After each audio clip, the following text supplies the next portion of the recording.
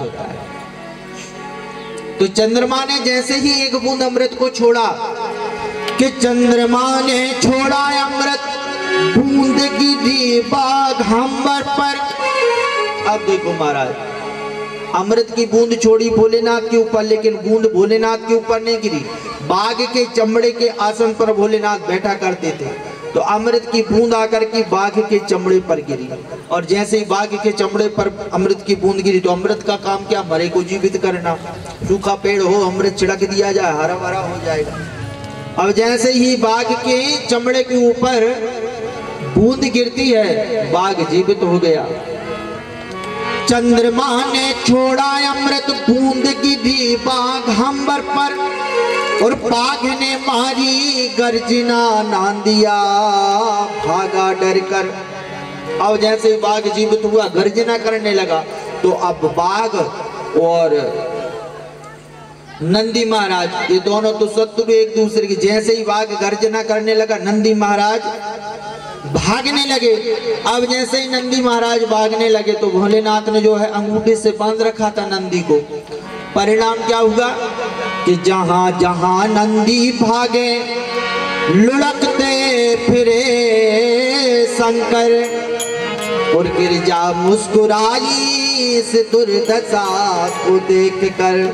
भोलेनाथ कहने लगे, रे नंदी, क्षण मात्र के लिए ठहर जा, तुझे अंगूठे से तो छोड़ दूं। नंदी कहने लगे, महाराज एक क्षण रुक गया तो बाघ मुझे भक्षण कर जाएगा, इसलिए मैं नहीं रुक सकता। माता पार्वती, और ये पूरी लीला मेरे भोलेनाथ ने केवल पार्वती को मनाने के लिए की थी कि खेले यह कैसा रचा मन को मिलाने के लिए, खेले यह कैसा रचा मन को मिलाने के लिए, खेले यह कैसा रचा मन को मिलाने के लिए, खेले यह कैसा रचा मन को मिलाने के लिए, खेले यह कैसा रचा यह कैसा रचा मन को मिलाने के लिए, यह कैसा रचा मन को मिलाने के लिए, यह कैसा रचा मन को मिलाने के लिए, तुमने माया रची घोरा बनाने के लिए, तुमने माया रची घोरा बनाने के लिए, तुमने माया रची घोरा बनाने के लिए, तुमने माया रची घोरा बनाने के लिए।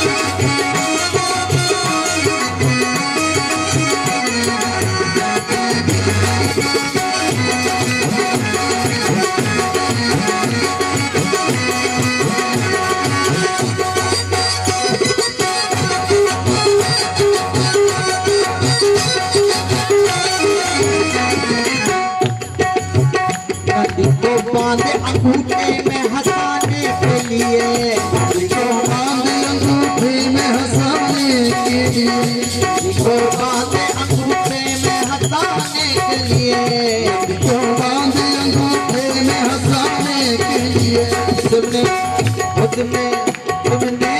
तुमने माया रची घोरा, तुमने माया रची घोरा,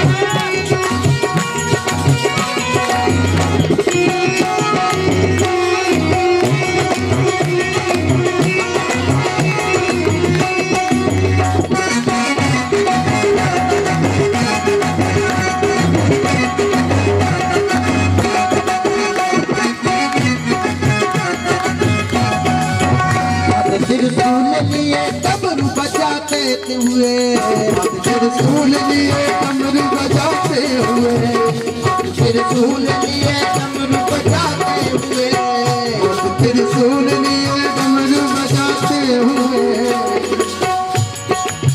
हाथ त्रिशूल लिए डमरू बजाते हुए, हाथ त्रिशूल लिए डमरू बजाते हुए, हाथ त्रिशूल लिए डमरू बजाते हुए, हाथ त्रिशूल लिए डमरू बजाते हुए।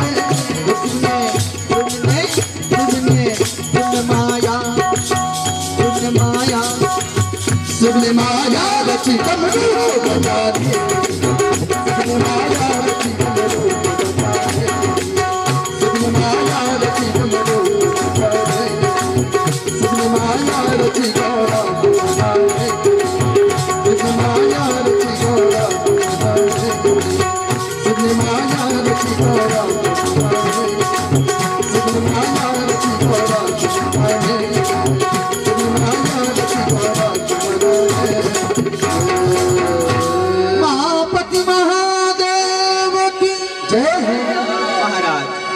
जैसे ही माता पार्वती ने देखा भोलेनाथ को, भोलेनाथ ने देखा माता पार्वती मंद मंद मुस्कुरा रही हैं। माता पार्वती से भोलेनाथ ने कहा, अरे देवी मुस्कुरा क्यों नहीं हो, अरे संभालो अपने बाघ को, क्योंकि माता भगवती का वाहन जो था वह था बाघ, संभालो बोले अपने बाघ को।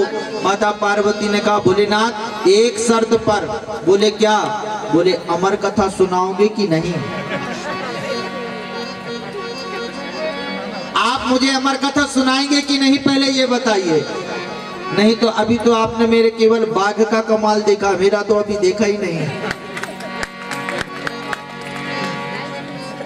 भोलेनाथ ने कहा, ठीक है देवी मैं तुम्हें अमर कथा सुनाऊंगा, लेकिन अभी तो बाघ को संभालो।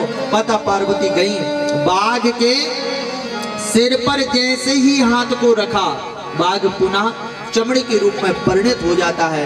भोलेनाथ उठ करके गए हैं और माता पार्वती ने पुनः चरणों में वंदन किया, भोलेनाथ की क्षमा करिएगा प्रभु, पर मेरे भाव को आप जानने का प्रयास कीजिए। जिन कथा को मैं पूर्व जन्म में नहीं सुन पाई, उन भगवान की कथा को इस जन्म में मैं सुनना चाहती हूँ, इसलिए आप मुझे भगवान की कथा सुनाइए। भोलेनाथ ने जब प्रबल मनोरथ को जैसे ही माता पार्वती के देखा, भोलेनाथ ने कहा, ठीक है देवी मैं तुम्हें कथा सुनाने के लिए ले चलता हूँ।